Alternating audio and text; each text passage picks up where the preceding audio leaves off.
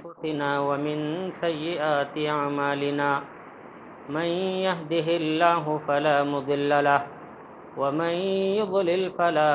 هادي له وأشهد أن لا إله إلا الله وحده لا شريك له وأشهد أن محمدًا عبده ورسوله فإن خير الحديث كتاب الله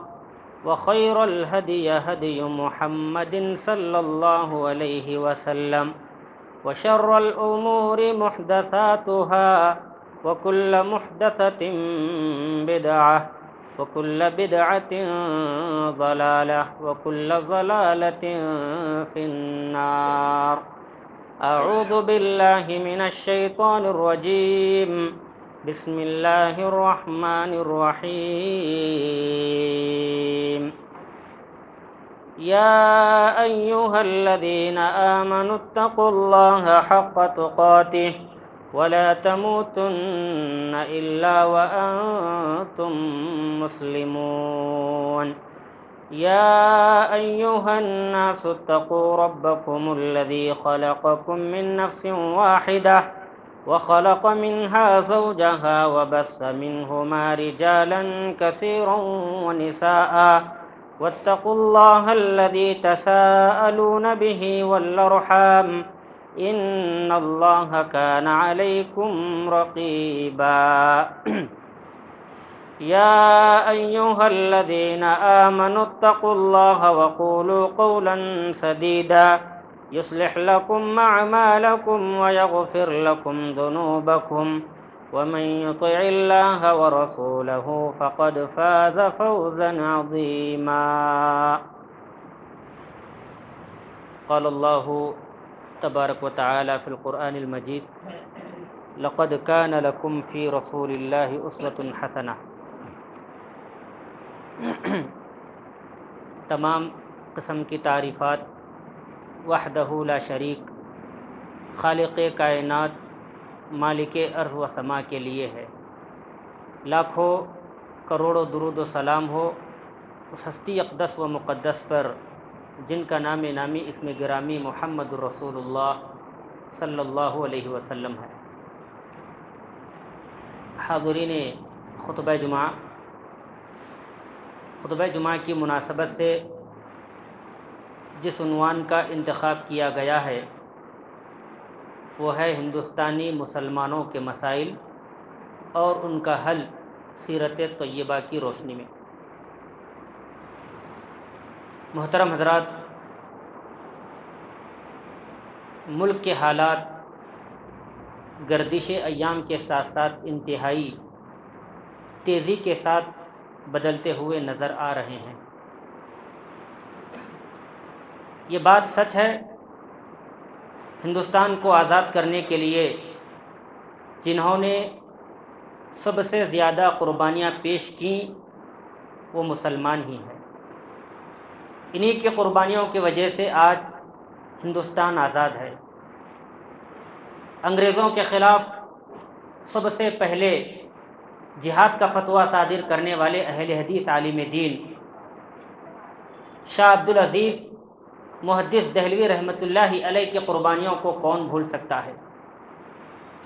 انگریزوں کے خلاف پنجہ آزمائی کرنے والے اور جامع شہادت نوش فرمانے والے شیر دل انسان ٹیپو سلطان کی قربانیوں کو کون بھول سکتا ہے. علماء صادق پور کی قربانیوں کو کون بھول سکتا ہے، جن کے لاکھوں گھروں کو انگریزوں نے بلڈوزر کے ذریعے منہدم کیا اور لاکھوں علماء کو سولی پر چڑھایا. وطن عزیز کی آزادی میں اہل حدیث کی تاریخ کو کون فراموش کر سکتا ہے. یہ وہ جماعت ہے جس نے ہندوستان کی آزادی کے لیے 5 لاکھ سے زائد قربانیاں پیش کی، 5 لاکھ سے زیادہ جانوں کی قربانیاں پیش کی. مگر افسوس کی بات یہ ہے جن مسلمانوں نے ہندوستان کو آزاد کرنے کے لیے ہندوستان کی آزادی میں سب سے زیادہ قربانیاں پیش کی، آج انہی مسلمانوں کی آزادی کو ختم کیا جا رہا ہے. اور اسی مقصد کے تحت CAA کا نفاذ عمل میں آیا اور NRC جیسے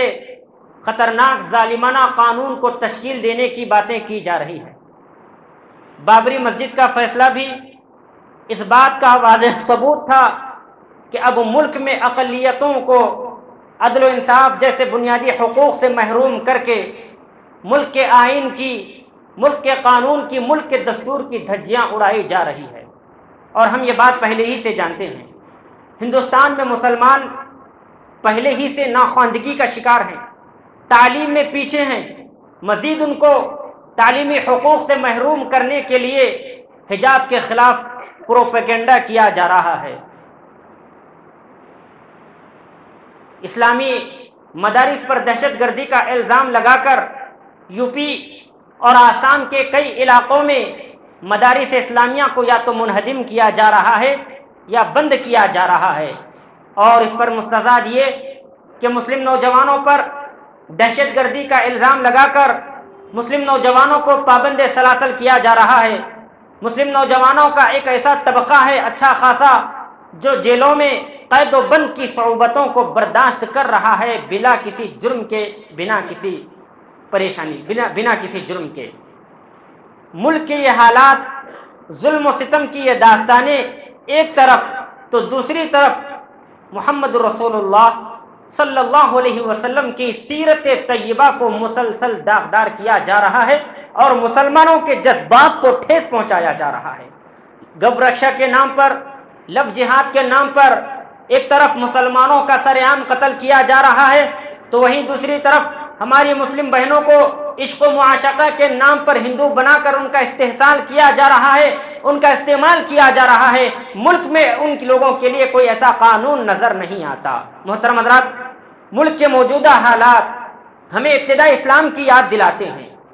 ابتدا اسلام کی یاد دلاتے ہیں۔ مسلمان اس وقت بھی اقلیت میں تھے، کم تھے۔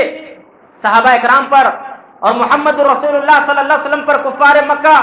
ظلم و ستم کے ایسے پہاڑ توڑتے کہ مکہ کی زمین بھی بلبلا اٹھتی، مگر آخرکار چند سالوں میں نتیجہ یہ نکلتا ہے کہ اللہ رب العالمین نے محمد رسول اللہ صلی اللہ علیہ وسلم کو، صحابہ اکرام کو، اسلام کو اور اہل اسلام کو سربلندی عطا فرماتا ہے کچھ ہی سالوں میں، کچھ ہی وقت میں۔ ملک کے نازک حالات کے موقع پر مسلمانوں نے ہند کو بھی اس بات پر غور و فکر کرنی چاہیے کہ وہ کون سے معاملات تھے، کون سے اسباب تھے، کون سے وجوہات تھے جن کی بنا پر اللہ رب العالمین نے اسلام کو سربلندی عطا فرمائی، محمد رسول اللہ صلی اللہ علیہ وسلم کو اور صحابہ اکرام کو اللہ رب العالمین نے کامیابی عطا فرمائی۔ ان وجوہات کو، ان اسباب کو آج مسلمانوں کو اپنانے کی ضرورت ہے اور اپنے تمام مسائل کا حل سیرت طیبہ کی روشنی میں تلاش کرنے کی ضرورت ہے، اس لیے کہ محمد رسول اللہ صلی اللہ علیہ وسلم نے مسلمانوں کی زندگی کے تمام شعبوں میں، زندگی کے تمام پہلوؤں میں آپ صلی اللہ علیہ وسلم نے مسلمانوں کی مکمل رہنمائی اور رہبری فرمائی ہے، اور اس لیے بھی کہ اللہ رب العالمین نے قرآن مجید میں ارشاد فرمایا لَقَدْ كَانَ لَكُمْ فِي رَسُولِ اللَّهِ أُسْوَةٌ حَسَنَةٌ۔ اے لوگو، خصوصاً یہاں پر مسلمانوں سے خطاب کیا گیا ہے، لَقَدْ كَانَ لَكُمْ فِي رَسُولِ اللَّهِ أُسْوَةٌ حَسَنَةٌ۔ اے مسلمانوں، رسول اللہ صلی اللہ علیہ وسلم تمہارے لیے بہترین اسوہ، نمونہ، آئیڈیل ہیں، اس لیے محمد الرسول اللہ صلی اللہ علیہ وسلم کو اپنی زندگی میں، اپنی زندگی کے نشیب و فراز میں ان کو نمونہ، ان کو آئیڈیل بناؤ۔ محترم حضرات، محمد صلی اللہ علیہ وسلم نے اور صحابہ کرام نے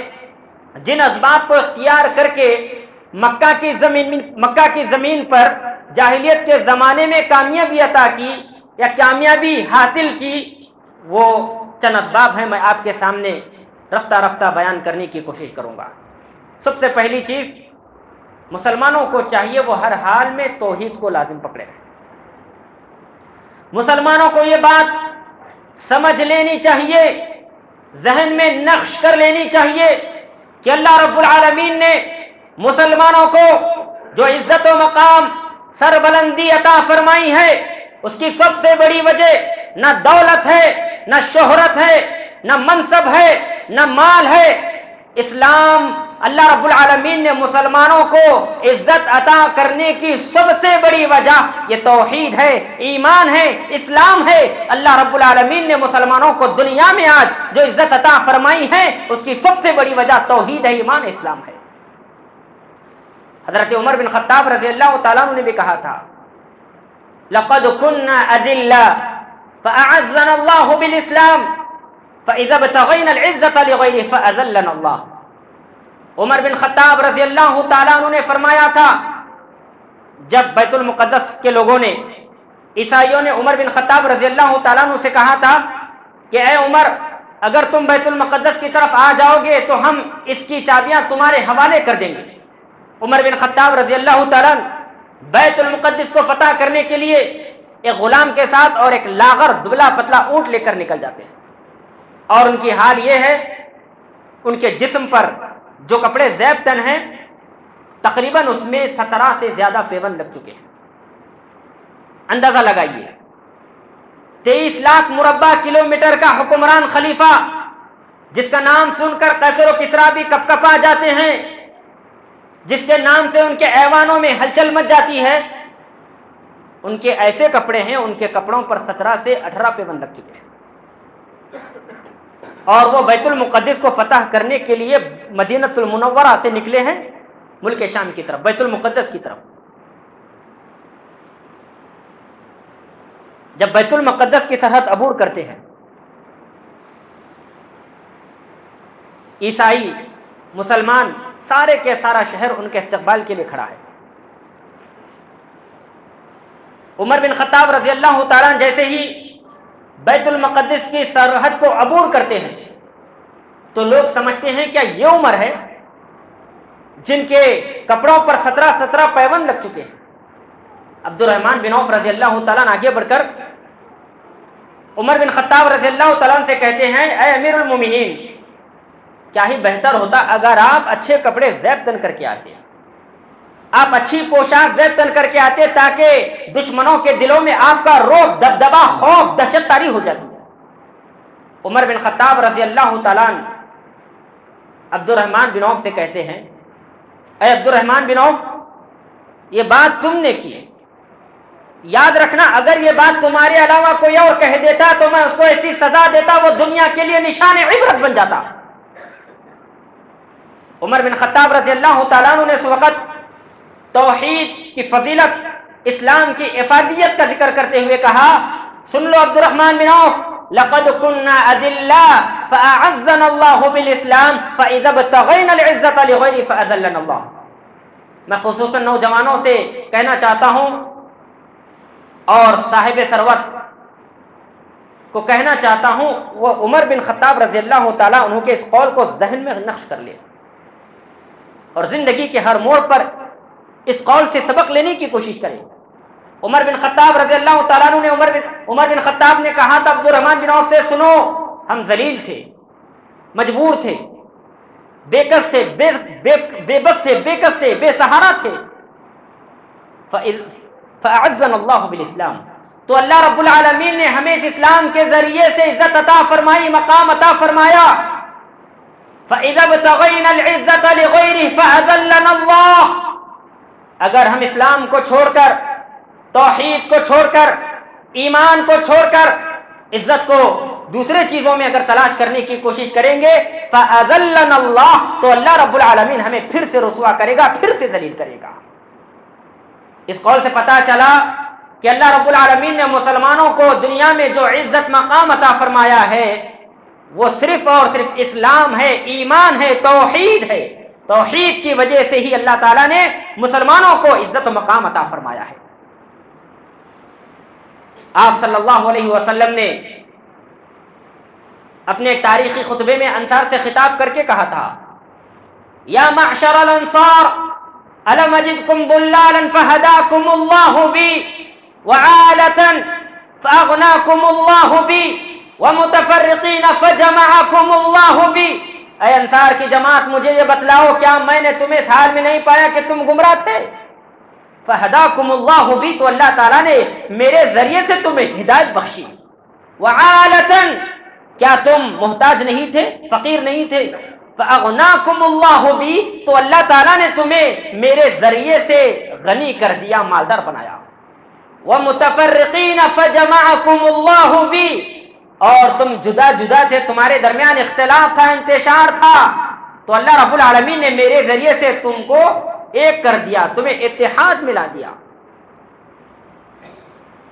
محترم حضرات، اگر ہم مسلمان چاہتے ہیں کہ ہمیں عزت،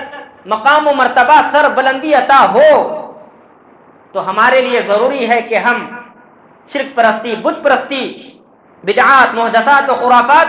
اور باطل افکار و نظریات سے اپنے آپ کو بچائیں۔ قرآن مجید میں اللہ تعالیٰ نے فرمایا، یا ایھا الذین آمنوا ان تنصروا اللہ ینصرکم ویثبت اقدامکم، اے ایمان والو، اگر تم اللہ کی مدد کرو گے تو اللہ تعالیٰ تمہاری مدد کرے گا اور تمہیں ثابت قدم رکھے گا۔ مطلب یہ ہے، جو انسان اللہ کے دین کے احکامات کی حفاظت کرتا ہے، جو انسان توحید کی حفاظت کرتا ہے، تو اللہ تعالیٰ اس کو ثابت قدم رکھتا ہے۔ محترم حضرات، حالات کتنے ہی پریشان کن کیوں نہ آ جائیں، زمانے کی ساری قوتیں ایک جگہ کیوں نہ اکٹھی ہو جائیں، ہمیں ہر حال میں توحید کو لازم پکڑنا ہے، توحید پر ثابت قدم رہنا ہے۔ آج ہم جن حالات سے گزر رہے ہیں، اس سے زیادہ سخت حالات محمد رسول اللہ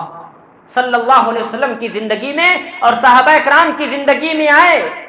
بلکہ کئی صحابہ کرام کو تو اسلام کی وجہ سے، دین کی خاطر، توحید کی خاطر اپنے جانوں اور مالوں کو تک قربان کرنا پڑا۔ حضرت بلال رضی اللہ تعالیٰ عنہ کو کون نہیں جانتا؟ حضرت بلال رضی اللہ تعالیٰ عنہ کو ابو جہل ایسا عذاب دیتا، ایسی سزائیں دیتا، بار بار کہتا کہ اے بلال، تم اسلام سے باز آ جاؤ، اسلام کو چھوڑ دو، میں یہ سزا دینا تمہیں چھوڑ دوں گا۔ حضرت بلال کہتے هو اللہ احد، هو اللہ احد۔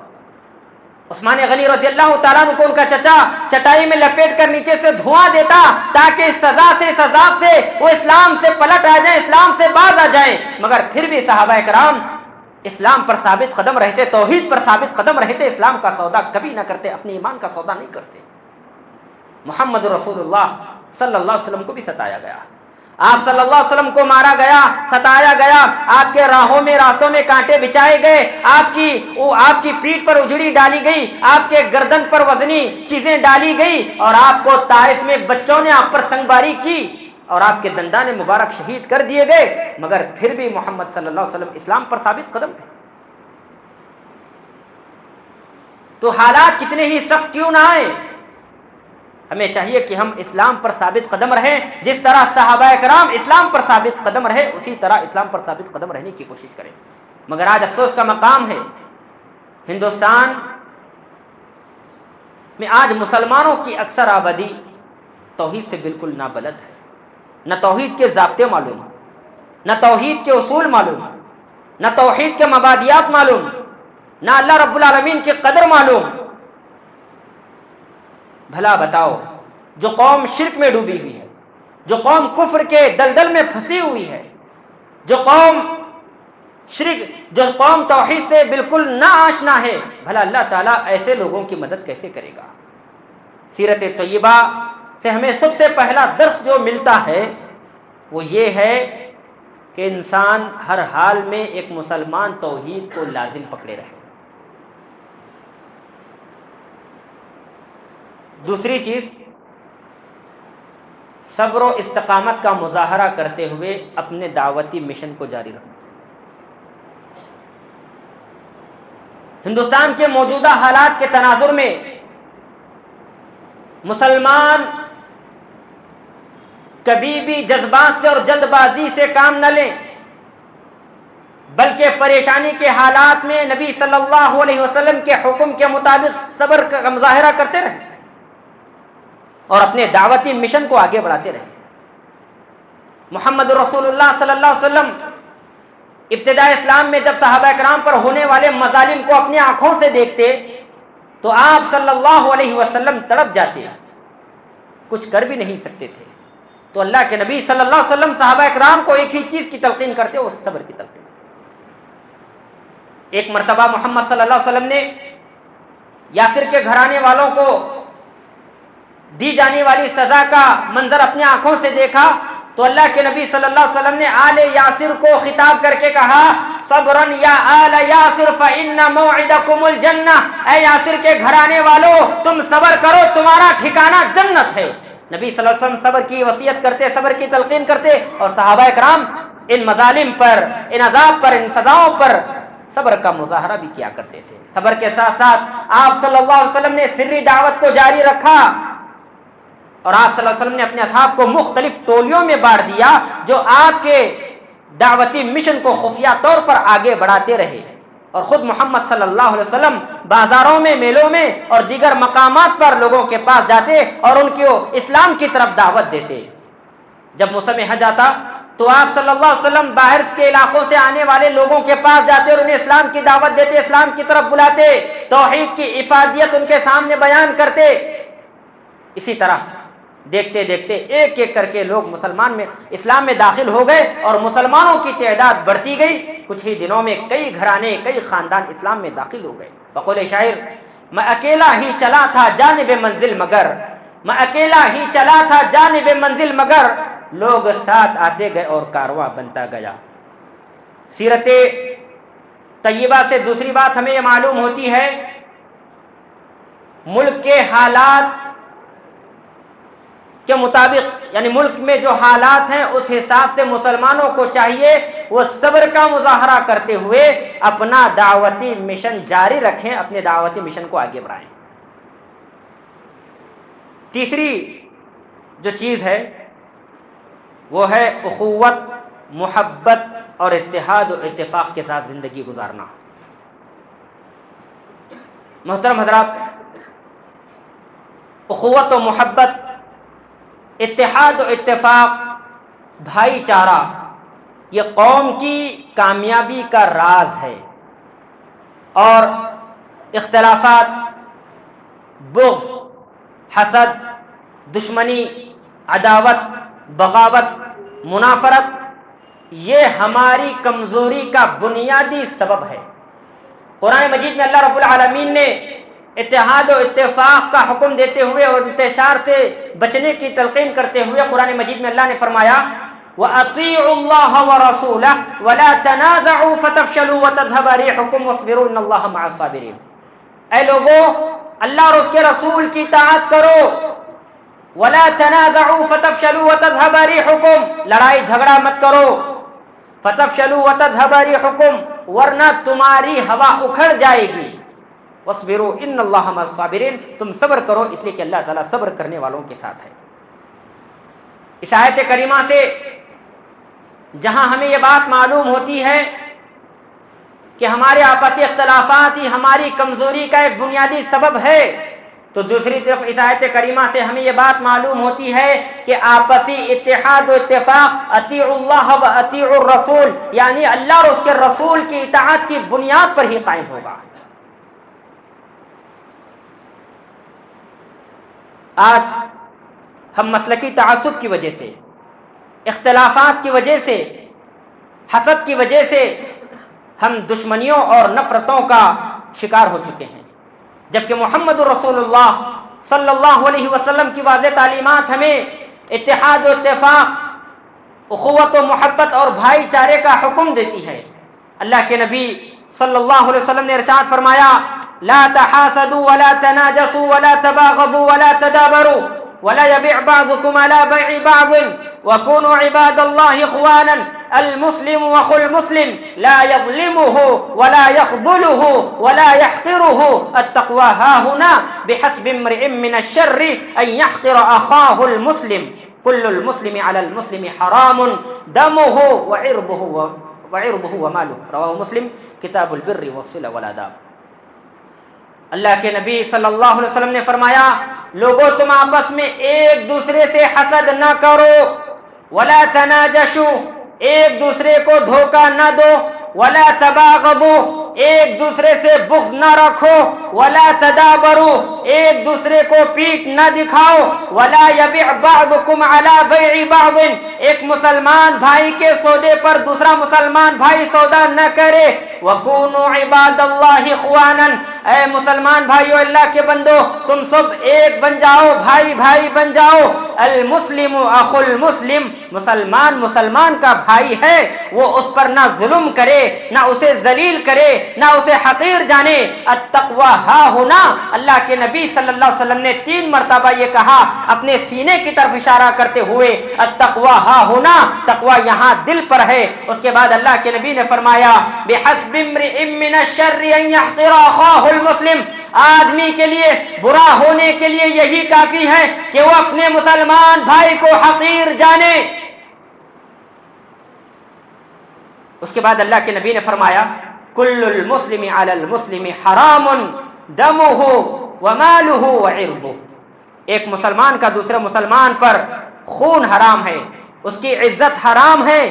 اور اس کا مال حرام ہے۔ اس حدیث مبارکہ میں یہ بات معلوم ہوتی ہے کہ نبی صلی اللہ علیہ وسلم نے اس حدیث مبارکہ میں ان چیزوں کا ذکر کیا ہے جس سے اتحاد و اتفاق ممکن ہے، اور ان چیزوں سے روکا ہے جس سے انتشار، اختلاف وغیرہ پیدا ہو سکتا ہے۔ محترم حضرات، محمد صلی اللہ علیہ وسلم جب مکہ سے مدینہ ہجرت کر کے آئے تو نبی صلی اللہ علیہ وسلم نے مدینے میں بڑے عظیم کارنامے انجام دیے۔ انہی کارناموں میں سے کارنامہ انصار اور مہاجرین کے درمیان بھائی چارہ کرانا ہے۔ بخاری کی روایت ہے، آپ صلی اللہ علیہ وسلم مکہ سے جب ریاست مدینہ تشریف لائے تو اللہ کے نبی صلی اللہ علیہ وسلم نے عبد الرحمن بن عوف رضی اللہ تعالیٰ عنہ اور سعد بن ربیع رضی اللہ تعالیٰ عنہ کے درمیان اللہ کے نبی صلی اللہ علیہ وسلم نے بھائی چارہ کرایا۔ عبد الرحمن بن عوف رضی اللہ تعالیٰ عنہ کھڑے ہوئے، سعد بن ربیع رضی اللہ تعالیٰ عنہ کھڑے ہو گئے اور عبد الرحمن بن عوف رضی اللہ تعالیٰ عنہ سے گویا ہوئے کہا کہ اے عبد الرحمن، میں انصار میں سب سے زیادہ مالدار ہوں۔ دیکھیے بھائی چارہ کیسا ہوتا ہے، مسلمانوں کو بھی چاہیے ایسے ہی بھائی چارہ اپنے صفوں کے درمیان پیدا کرے۔ آج مسلمانوں کی کیا حالت ہے، آج ایک مسلمان پریشان ہے، دوسرا مسلمان پوچھنے کے لیے تیار نہیں، ایک مسلمان خیر خواہی کا متلاشی ہے، دوسرا مسلمان اس کی خیر خواہی کرنے کے لیے تیار نہیں، ایک مسلمان بھوکا ہے، پیاسا ہے، پریشان ہے، دوسرا مسلمان اس کی بھوک کو ختم کرنا نہیں چاہتا، اس کی پیاس کو ختم کرنے کے لیے آگے نہیں بڑھتا، اس کی پریشانی کو ختم کرنے کے لیے آگے نہیں بڑھتا۔ یہاں پر ایک مہاجر ہے جو مکہ چھوڑ کر ریاست مدینہ تشریف لایا ہے، سعد بن ربیع رضی اللہ تعالیٰ عنہ کھڑے ہو جاتے ہیں اور عبد الرحمن بن عوف سے گویا ہوتے ہیں، عرض کرتے ہیں اے عبد الرحمن بن عوف، میں انصار میں سب سے زیادہ مالدار ہوں، میرے پاس 2 گھر ہیں، جو گھر پسند آئے اسے لے لینا، میرے پاس 2 بیویاں ہیں، تمہیں جو بھلی معلوم ہو کہہ دینا، میں اسے طلاق دے دوں گا، عدت گزارنے کے بعد تم اس سے نکاح کر لینا۔ عبد الرحمن بن عوف رضی اللہ تعالیٰ عنہ بڑے خوددار تھے، انہوں نے کہا کہ اللہ رب العالمین تمہارے مال و دولت میں، آل و اولاد میں برکت عطا فرمائے، مجھے بازار کا راستہ بتا دو۔ لوگوں نے انہیں بنو قریظہ کے بازار کا راستہ بتا دیا۔ یہ بھائی چارہ محمد رسول اللہ صلی اللہ علیہ وسلم نے ریاست مدینہ میں قائم کیا۔ اگر ایسا بھائی چارہ مسلمانوں کے درمیان مفقود ہے، نہیں پایا جاتا ہے، تو پھر کیا فائدہ؟ حدیث میں آتا ہے کہ محمد صلی اللہ علیہ وسلم ریاست مدینہ تشریف لا کر مسلمانوں کے درمیان صلح و صفائی بھی کروائی۔ نبی صلی اللہ علیہ وسلم جب مدینہ تشریف لائے تو مدینے کے 2 قدیم قبیلے اوس اور خزرج، یہ دونوں قبیلے، ان کے درمیان 120 سال سے زائد جنگ جاری تھی، 120 سال سے ان کے درمیان جنگ جاری تھی، اور یہ ایک دوسرے کے خون کے پیاسے تھے، تلوار نیزے بات بات پر اٹھا لیتے تھے، ان کے درمیان زبردست عداوت، منافرت، بغاوت بدرجہ اتم تھی۔ اللہ کے نبی صلی اللہ علیہ وسلم جب ریاست مدینہ تشریف لائے تو اللہ کے نبی صلی اللہ علیہ وسلم نے ان دونوں کے درمیان صلح و صفا کروائی۔ نبی صلی اللہ علیہ وسلم کے صلح و صفائی کروانے کا نتیجہ یہ نکلا، یہ دونوں بھائی بن گئے، ان دونوں کے درمیان پیار و محبت، اتحاد و اتفاق پیدا ہو گیا، جس کے ذکر قرآن مجید میں اللہ تعالیٰ نے قرآن مجید میں فرمایا وَاعْتَصِمُوا بِحَبْلِ اللَّهِ جَمِيعًا وَلَا تَفَرَّقُوا وَاذْكُرُوا نِعْمَةَ اللَّهِ عَلَيْكُمْ إِذْ كُنْتُمْ أَعْدَاءً فَأَلَّفَ بَيْنَ قُلُوبِكُمْ فَأَصْبَحْتُمْ بِنِعْمَتِهِ إِخْوَانًا۔ یہی اتحاد و اتفاق، بھائی چارہ اخوت و محبت، صلح صفائی مسلمانوں کے درمیان بھی ہونا انتہائی ضروری ہے میرے بھائی۔ چوتھی چیز،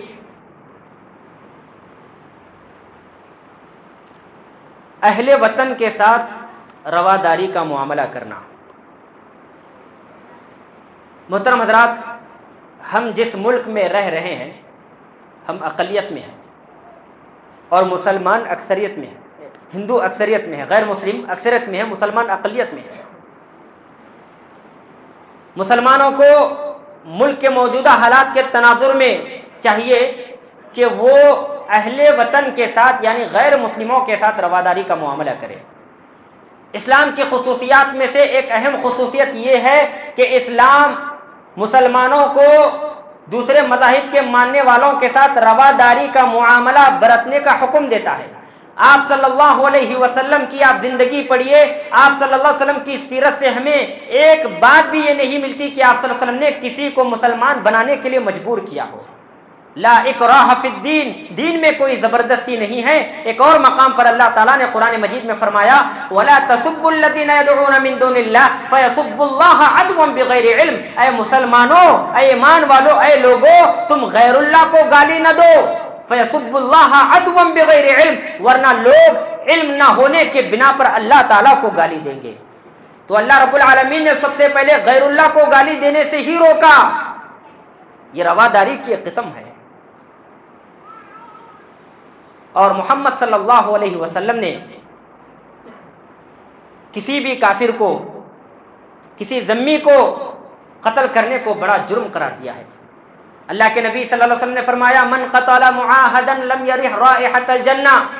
جو انسان کسی ذمی کو قتل کر دے تو وہ جنت کی خوشبو بھی نہیں پائے گا، حالانکہ جنت کی خوشبو 40 سال کی مسافت سے محسوس ہوتی ہے۔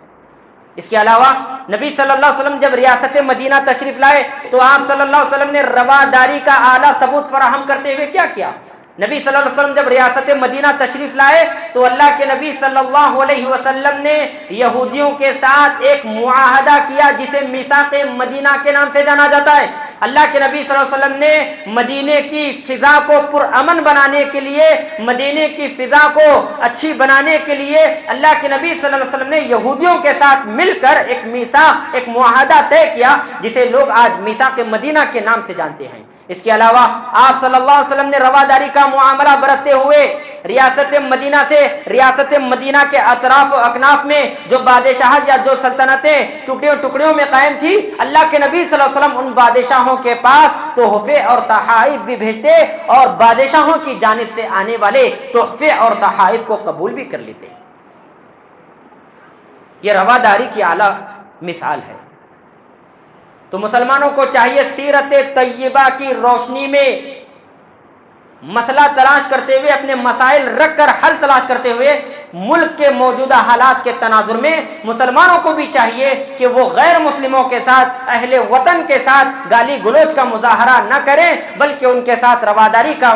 معاملہ برتیں، ان کو اپنے اخلاق و کردار کے ذریعے سے متاثر کرنے کی کوشش کریں، کیونکہ یہی وہ اخلاق و کردار ہیں جس کے ذریعے سے ہم انہیں اسلام کی طرف کھینچ سکتے ہیں۔ اگر ہم بد کلام ہوں، بد زبان ہوں اور ہم اللہ رب العالمین کے احکام کے نافرمان ہو تو کیسے اہل وطن کو، غیر مسلموں کو اسلام کی طرف آنے سے متاثر کر سکتے ہیں؟ تو چوتھی جو چیز ہمیں معلوم ہوتی ہے وہ ہے اہل وطن کے ساتھ رواداری کا معاملہ کرنا۔ پانچویں چیز اللہ تعالیٰ سے دعا کرنا اور استعانت طلب کرنا۔ ملک کے حالات یقیناً بعض مقامات پر دگرگوں ہیں، پریشان کن ہیں، تو ایسے حالات میں، ایسے نازک موقع پر مسلمانوں پر یہ ذمہ داری عائد ہوتی ہے کہ وہ ہر وقت اللہ رب العالمین سے دعائیں طلب کریں، پریشانیوں سے بچنے کے لیے اللہ رب العالمین سے مدد طلب کریں۔ اور یہ بھی چیز ہمیں سیرت طیبہ کی روشنی میں ملتی ہے۔ محمد رسول اللہ صلی اللہ علیہ وسلم کی سیرت پڑھیے، جنگ بدر کا موقع ہے۔ جنگ بدر میں مسلمان 313 کا لشکر اور کفار مکہ کا 1000 کا لشکر جرار، مکہ سے مدینہ والوں کو مٹانے کے لیے کفار مکہ 1000 کا لشکر جرار لے کر آ رہے ہیں، اور ادھر محمد صلی اللہ علیہ وسلم 313 کا لشکر تیار کیے۔ 313 کا ایسا لشکر جو بوڑھوں، بچوں، جوانوں پر مشتمل تھا، اور نہ ان کے پاس تیر صحیح سے، نہ تلوار، نہ نیزے، نہ ان کے پاس کچھ خیمے تھے۔ بہرحال جب نبی صلی اللہ علیہ وسلم اپنے صحابہ کرام کو جنگ کے میدان میں لایا تو اللہ کے نبی صلی اللہ علیہ وسلم نے کفار مکہ کو دیکھا، 1000 کا لشکر جرار ہے، حالات نازک ہیں، 1000 کا لشکر جرار کہاں اور 313 کا لشکر کہاں؟ آپ صلی اللہ علیہ وسلم نے اس نازک حالات پر آپ صلی اللہ علیہ وسلم نے اللہ رب العالمین سے مدد طلب کی۔ اللہ کے نبی صلی اللہ علیہ وسلم نے اللہ تعالیٰ سے دعا کرتے ہوئے کہا، اے اللہ، جو مٹھی بھر جماعت تھی میں وہ اسلام کی بقا کے خاطر لے کر آیا ہوں، اگر اے اللہ یہ جماعت ہلاک ہو جائے، تباہ ہو جائے، برباد ہو جائے تو پھر قیامت تک روئے زمین پر تیری عبادت کرنے والا کوئی نہیں ہوگا۔ اللہ رب العالمین نے محمد رسول اللہ صلی اللہ علیہ وسلم کی دعا کو قبول کیا اور آسمان سے جبریل کی قیادت میں فرشتوں کو ارسال فرمایا، اور قرآن مجید میں اللہ نے اس کا نقشہ یوں کھینچا ہے، وَلَقَدْ نَصَرَكُمُ اللَّهُ بِبَدْرٍ وَأَنْتُمْ أَذِلَّةٌ فَاتَّقُوا اللَّهَ لَعَلَّكُمْ تَشْكُرُونَ۔ اللہ رب العالمین نے تمہاری مدد بدر کے دن اس وقت کی جب کہ تم کمزور تھے۔ تو محترم حضرات، یہ وہ اسباب ہیں، وجوہات ہیں جن کو اپنا کر ایک مسلمان اپنے آپ کو پریشانیوں سے، مصیبتوں سے اپنے آپ کو بچا سکتا ہے۔ آخر میں خلاصہ یہ ہے کہ مسلمان ملک کے موجودہ حالات سے بالکل قطعی طور پر نہ گھبرائیں، کیونکہ اللہ کا قانون ہے فَإِنَّ مَعَ الْعُسْرِ يُسْرًا، ہر مشکل کے بعد اللہ رب العالمین آسانیاں عطا فرماتا ہے۔ اور مسلمانوں کو چاہیے وہ ملک کے نازک حالات کے موقع پر اپنے تمام مسائل کا حل سیرت طیبہ کی روشنی میں حاصل کرنے کی کوشش کریں، اور محمد رسول اللہ صلی اللہ علیہ وسلم کی تعلیمات کو عالم انسانیت کے سامنے بیان کرنے کی کوشش کریں تاکہ زندگی صحیح طور پر گامزن ہو سکے۔ اللہ تعالیٰ سے دعا ہے اللہ تعالیٰ ہم تمام کو محمد رسول اللہ صلی اللہ علیہ وسلم کی سیرت کے مطابق زندگی گزارنے کی توفیق عطا فرما۔ آمین، وآخر دعوانا ان الحمد للہ رب العالمین۔